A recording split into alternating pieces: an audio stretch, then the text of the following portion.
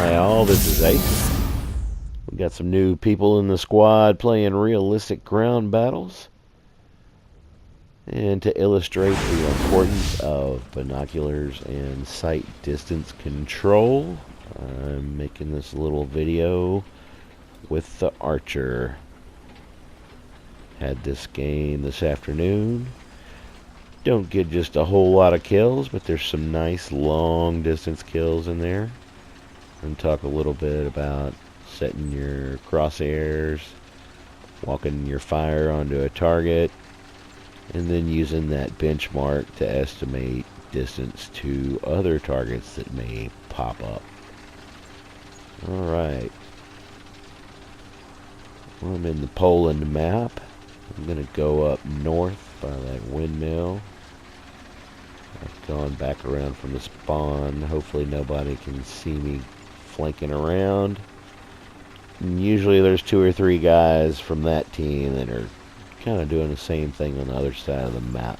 I want to catch those guys unawares and hopefully stop them from getting to our spawn zone. Check it out.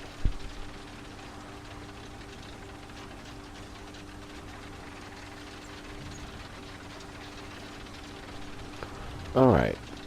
First thing I'm going to talk about is binoculars. As I come up to this hill, I'll be able to use my binoculars to look over it without skylining my tank. So that'll, 1, prevent me from being a target, 2, prevent me from being seen. And there's going to be a little quiz when I get up here behind the house. Watch this binocular scan, and then talk about what we see.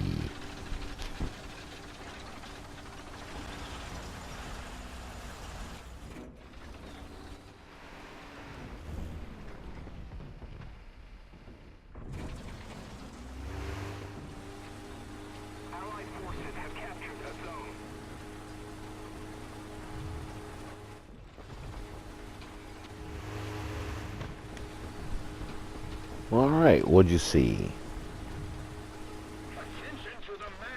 I saw 2 tanks. There's one down there that's very easy to see. That's kind of in a little saddle along that little kind of levee looking thingamajig. Little ridge line down there. And there was another tank that I just barely caught a glimpse of. He's behind the house now, but he was coming over the hill line down there.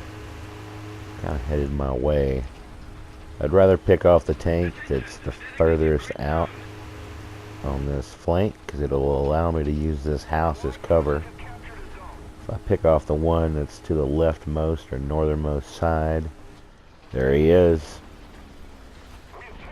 then I can engage one target at a time without having to risk taking some more fire from my right side and that other tank that's down there on the hill, even though he'd probably be able to hit me from there if he was watching me. I'm going to deal with this guy first. He's obviously headed towards our spawn, so he's a douchebag that needs to be ventilated.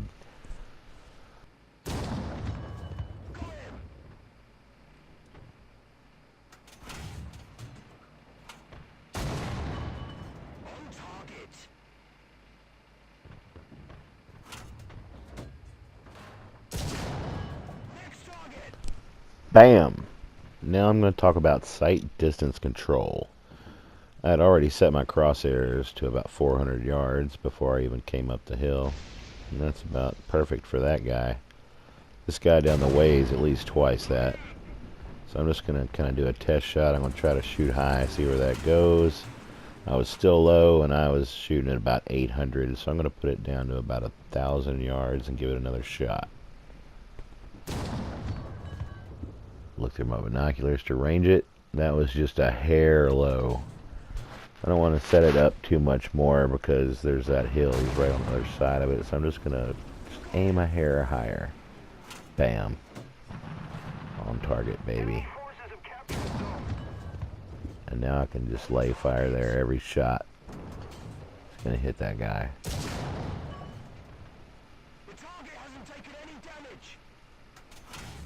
Bam. Peace.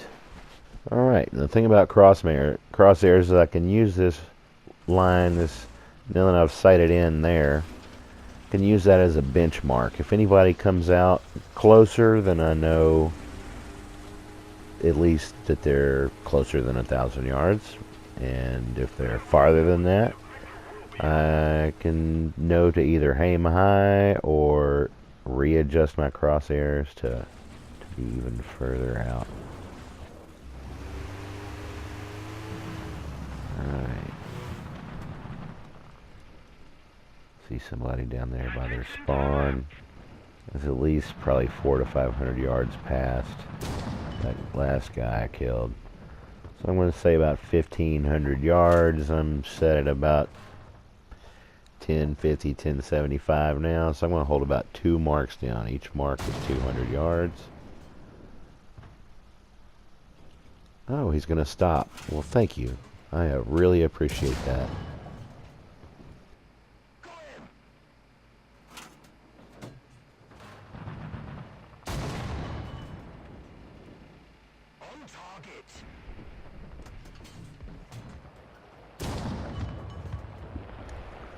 One thing I love about this Archer is it's a really stable shooting platform. So once I get that first round on the target, I really don't have to do much. I'm not going to really move a lot. My gun's going to pretty much go right back to where it needs to be. It's a sweet, flat shooting little gun, the 17-pounder there.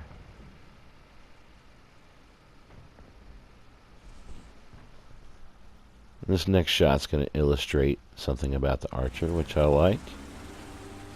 It's a little weird having your gun facing backwards, but when somebody starts shooting at you like this, I'm going to give him one shot to make him duck, hopefully, and I'm going to punch it. And backwards is forwards in the Archer, so you have a much better speed this direction than you do in the direction your barrel's pointing. I'm going to try to get back behind this hill. Change my direction a little bit so the guy doesn't get a good sight or distance on me. Make him think a little bit. Hey, what's he doing? Turn around. Alright, I'm going to look around, find a little shallow spot where I can get out of sight, and then I'm going to move back towards town a little bit. And here, I'll just speed it up so you don't have to watch all my slow driving. And you can listen to the Chipmunk General issue orders.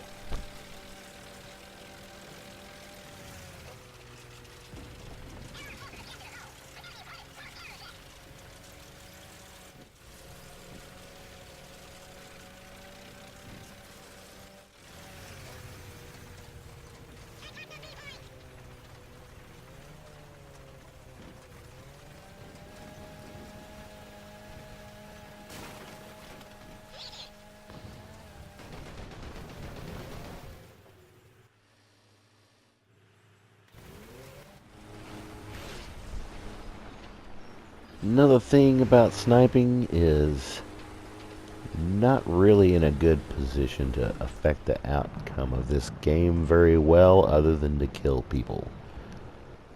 Sniping's a little better suited for battle or conquest matches as opposed to this domination mode. Sorry, team. Just wanted to drive one of my favorite tanks, the Archer. You may have paid a little bit of the price, but I sure had fun and got to illustrate some nice points about binoculars and sight distance control. And Archer. Alright guys, you got PlayStations, download War Thunder, it's a free game. Come play with us. We got a squadron, it's EAD. Peace.